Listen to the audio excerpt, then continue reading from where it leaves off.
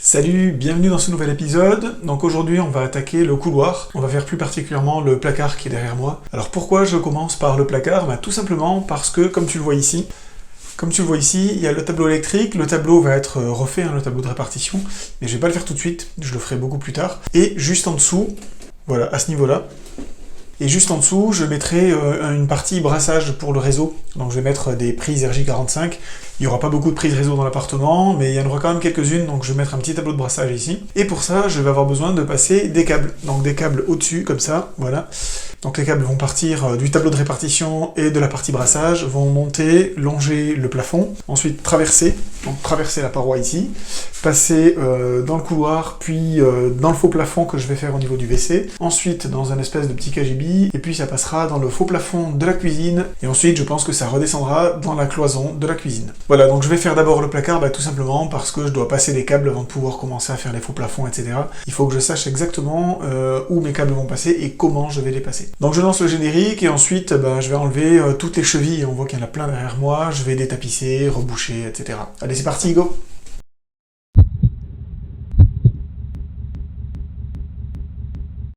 If I had a boat, I would sail out, take every brother and sister of mine. We'd row in the sunshine and sleep when it's dark, hoping to find somewhere we can call home.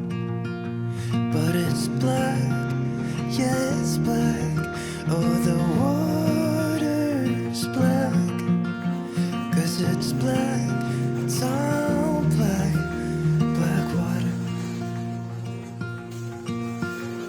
If I had some time, I'd be biting it well, but my house is on fire, there's no one left to tell. Just take what is given, the doors have been sealed. Just breathe in the poison and hope God is real. I'll pick you violent. Et voilà, donc c'est détapissé, j'ai enlevé l'intégralité du papier peint, ça se fait très bien, je l'ai déjà fait dans d'autres pièces, donc je vais pas trop m'attarder dessus. Maintenant, ce que je vais faire, c'est que je vais boucher tous les trous. On voit ici, il y a plein de trous de chevilles, alors je sais pas ce qu'ils ont fait dans ce placard, mais il y avait des chevilles absolument partout, donc je vais reboucher tout ça. Donc je fais ça avec de l'enduit de rebouchage, classique. Ce que je vais faire aussi, c'est que je vais nettoyer ça, cette partie-là, c'est tout dégueulasse, donc je vais nettoyer. Donc voilà, je nettoie, je rebouche, et ensuite on peut attaquer l'électricité, donc la pose des goulottes. Allez, go! It's black, yeah, it's black. Oh, the water's black, 'cause it's black, it's all black, black water.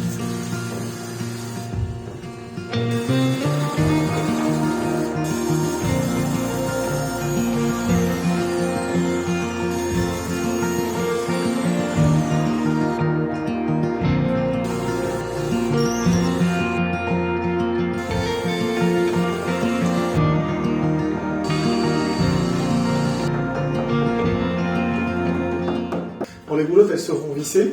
Donc ici, on voit que c'est très percé. Moi, j'ai juste percé un trou sur deux. Mais je vais quand même mettre un petit coup de colle polymère. Voilà, ça permet de maintenir la goulotte en place tout de suite. Ça bouge pas. Je trouve que c'est vachement plus pratique, surtout dans la mise en œuvre. Et puis, voilà, ça sera plus solide et ça résistera un peu mieux. Mais bon, c'est pas obligatoire. Si c'est juste vissé ou juste collé, normalement, ça marche. Voilà, moi, je fais un petit peu des deux. Black water, oh, black water, 'cause it's black, yeah, it's black. Oh, the water's black, 'cause it's black, it's all black, black water.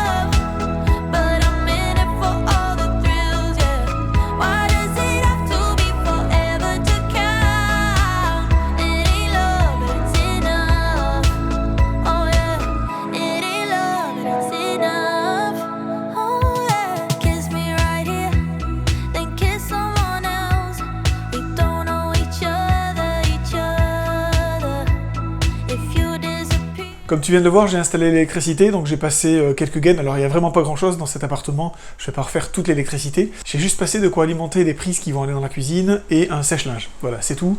J'ai également passé un câble réseau, donc un câble grade 3 TV, donc c'est du câble réseau, ça peut supporter des débits super rapides, je crois que c'est quelque chose comme 10 Go. Donc j'ai aussi passé une gaine avec un coaxial à l'intérieur. Donc ça en fait 4 en tout, il n'y a pas grand chose. Donc comme tu le vois, c'est apparent, là. Voilà, donc là on les voit, bah forcément ça fait moche. Donc pour cacher ça, je vais faire un coffrage ici, là, et dans le WC je vais faire un faux plafond, donc je vais perdre 5 cm, mais franchement dans le WC c'est pas gênant du tout. Et puis là le coffrage ça fera propre, hein, il y aura pas de souci.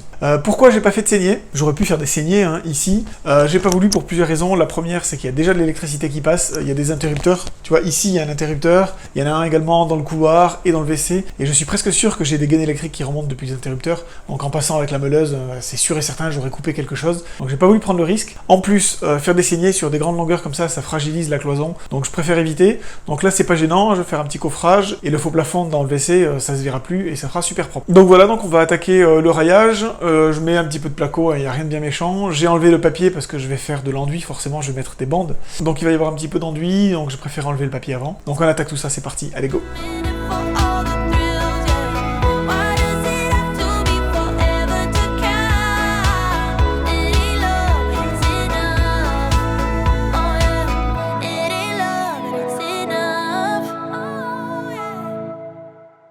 Bon, je suis désolé, ça résonne un petit peu, je suis dans un placard. Donc j'ai terminé de démonter les portes, donc j'ai enlevé les anciennes portes en éventail comme ça, je vais les virer, je vais mettre des portes coulissantes. Le papier a été intégralement décollé, il me reste encore des petites retouches à faire, des chevilles à enlever, des petites bricoles comme ça. Derrière moi j'ai passé l'électricité, donc ça c'est fait, il me restera le tableau à mettre en place, mais ça viendra plus tard. Donc derrière moi j'ai rebouché les trous, donc j'ai juste mis un coup d'enduit de rebouchage, tout simple. Voilà, donc ce que je vais faire c'est que je vais passer un coup de ponceuse, ça me donne l'occasion de tester ma toute nouvelle ponceuse, la petite Mirka là. Je l'ai un tout petit peu utilisée pour un caisson de volet, mais là sur les murs comme ça, sur du plâtre, ça va être la première fois. Donc on va voir si elle tient réellement ses promesses, si au niveau de l'aspiration c'est exactement comme il faut. Donc ici c'est un placard, donc je vais pas m'amuser à faire un ratissage complet, avoir un truc de parfait, nickel, je vais pas faire un miroir derrière moi, je vais pas me prendre la tête, il faut que ça aille relativement vite.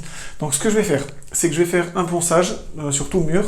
Ensuite, je vais faire une couche d'impression et je vais peindre. Voilà, c'est tout, je vais pas aller plus loin. Encore une fois, c'est un placard, on se prend pas la tête. Par contre, dans le couloir, je vais faire une couche d'impression. Ensuite, je vais faire un ratissage, très probablement avec 2 passes. Alors pourquoi je fais l'impression avant? Parce que c'est du plâtre et parce que le plâtre est brut. Et si je fais le ratissage directement sur le plâtre, ça risque de pomper toute l'humidité de l'enduit et du coup, ça va poser des problèmes, ça va sécher trop vite, ça va pas être très agréable à utiliser. Donc là, voilà, un petit coup très rapide. Un petit coup d'impression, ça va vite, et puis comme ça, après on travaille dans de bonnes conditions. Une fois que l'impression sera faite, donc comme je le disais, je fais un ratissage, ensuite je ponce et je peins. Comme tu le vois ici, il y a des montants en bois, voilà, avec une petite baguette. Initialement, je voulais les casser, et puis je voulais réenduire comme ça le mur avec des baguettes métalliques. Ça aurait fait quelque chose de propre. Sauf que ce truc en bois, il est là, les arêtes sont bien propres, donc finalement, je pense que je vais le garder, enfin c'est même pas je pense, c'est sûr. Je vais garder ces montants en bois, je vais juste les poncer, donc là je vais poncer avec la ponceuse excentrique ici, et puis avec la petite vibrante, la petite delta ici. Et comme ça, je vais les repeindre, et voilà, ça me fera, je pense, gagner un petit peu de temps, ça m'évite de faire du plâtre, de l'enduit, etc. Surtout que si ça se trouve, il y a des pattes de fixation qui rentrent dans le mur, et s'il y a des pattes de scellement, quand je vais arracher, je vais tout casser, donc voilà, ça sera propre, et puis ça sera aussi bien. Bon bah c'est parti.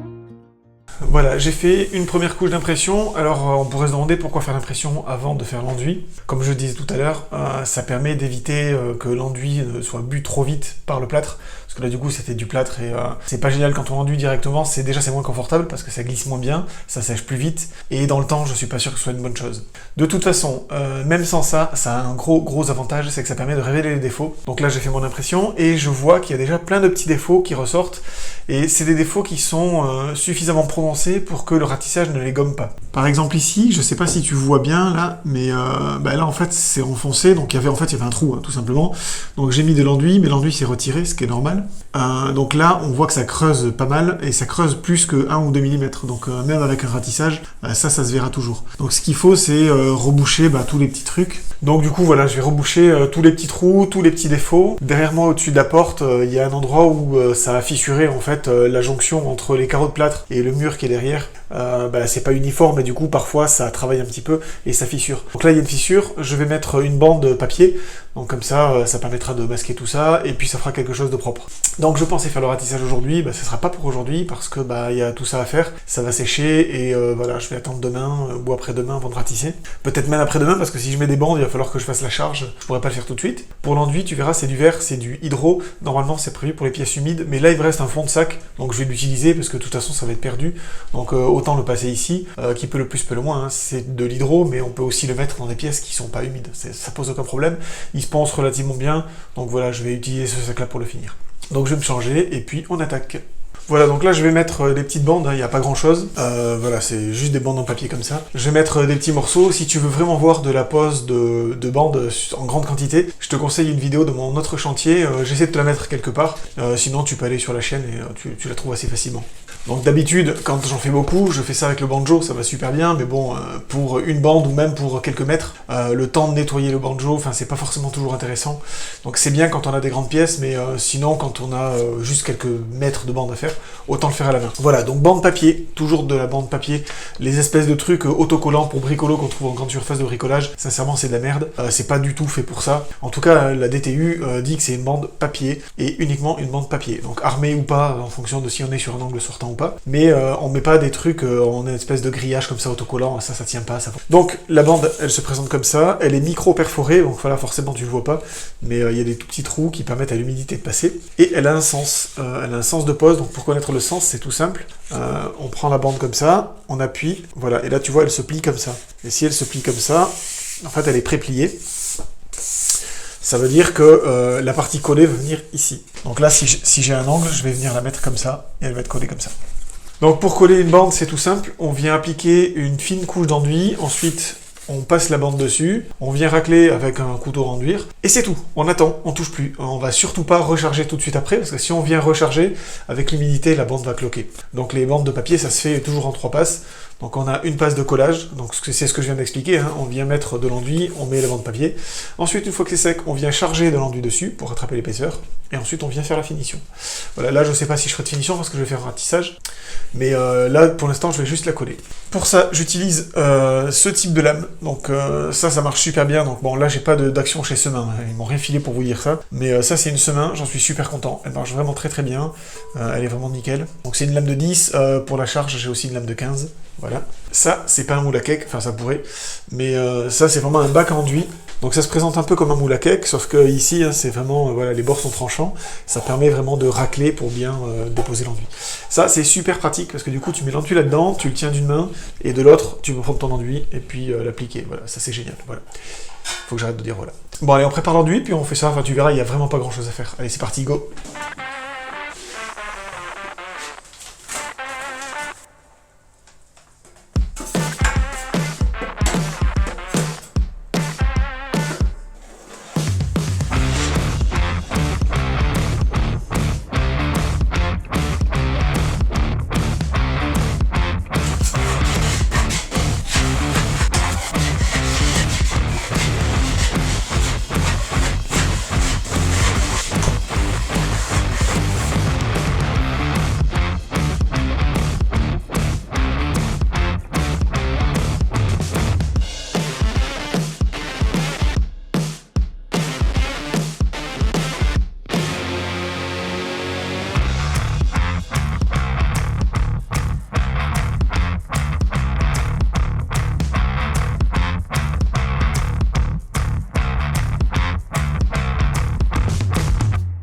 Voilà, comme tu l'as vu, j'ai enduit, il n'y a rien de bien compliqué. Par contre, enduire après la peinture, c'est un vrai bonheur. En fait, l'enduit glisse vraiment, ça va super bien. L'humidité de l'enduit n'est pas absorbée tout de suite et du coup, on peut travailler cet enduit vraiment super facilement et pendant un certain temps, c'est vraiment très très agréable. Ça peut paraître une perte de temps de faire une impression comme ça avant d'enduire, mais je t'assure que c'est pas du tout une perte de temps. Ça permet déjà de révéler les défauts, de pouvoir les masquer assez facilement. D'ailleurs, si tu regardes des chaînes comme DIS Vincennes, hein, là tu vois que tu as un enduisseur professionnel, quasiment avant chaque chantier, il fait une impression et la plupart des enduisseurs professionnels font ça. C'est pas pour rien. Voilà, donc là je vais attendre que ça sèche. Ensuite, je vais faire la passe de charge pour les bandes. Donc pour moi, ça sera demain ou peut-être ce soir. Enfin pour toi, ça sera juste après. Et ensuite, on va pouvoir attaquer le ratissage. Donc le ratissage, je le fais comme d'habitude. Si tu suis ma chaîne depuis un petit moment, tu sais comment je fais. Je prends un rouleau, donc c'est un simple rouleau à peinture. Et puis j'applique mon enduit au rouleau, et ensuite je viens lisser avec une lame parfait lisse de 45. Voilà, bah c'est parti. Donc pour moi, je vais faire une petite interruption. Pour toi, c'est tout de suite.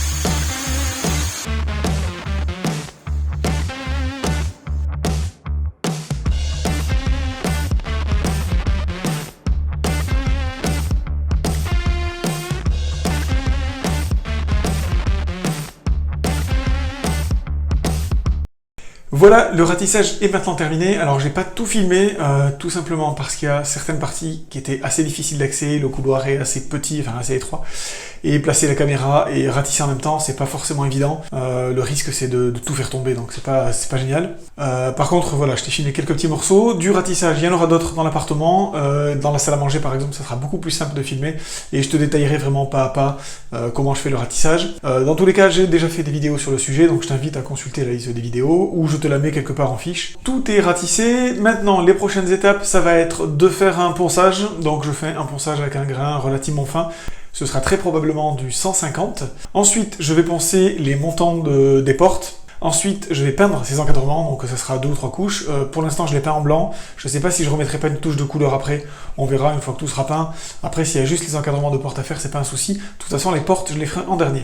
Une fois que ce sera fait, je ferai une impression et 2 couches de finition. Voilà, donc j'ai déjà fait une impression avant l'enduit, comme je te le disais. Je pense que j'en remettrai une après, même si la couche d'enduit est très fine.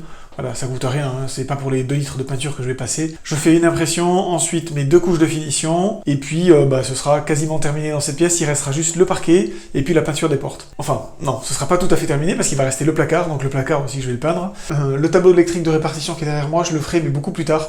Là pour l'instant c'est pas du tout la priorité. Les câbles sont passés, donc voilà, le tableau ça viendra après.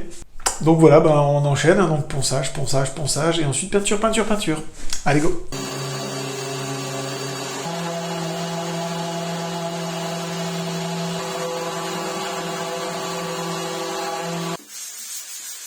Voilà, l'enduit est complètement fait, ça a séché, je l'ai poncé. Alors, comme je suis un peu psychopathe, un peu malade mental, je fais les toutes petites finitions à la main, comme tu viens de le voir, avec la cale à poncer. C'est vraiment de la super finition. Mais voilà, j'aime bien que ce soit nickel. Et après, s'il y a un défaut, s'il y a un truc qui fait moche, même s'il y a que moi qui le vois, ça va m'énerver. Donc, je préfère le faire bien tout de suite. Avant de faire l'impression, très important, il faut dépoussiérer. Quand on passe du papier à poncer comme ça sur de l'enduit, ça fait de la poussière, hein, ça fait de la poussière d'enduit qui reste au mur.